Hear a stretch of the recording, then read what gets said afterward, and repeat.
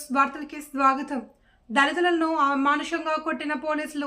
మధ్యప్రదేశ్ రాష్ట్రం కట్నీ పోలీస్ స్టేషన్లో దళిత కుటుంబానికి చెందిన 15 సంవత్సరాల బాలుడిని, ఆ అబ్బాయి తల్లిని కట్నా పోలీసులు ఇన్ఛార్జి ఎస్ఐ తల్లి బిడ్డను అమానుషంగా మానవత్వం మర్చి కొట్టారు.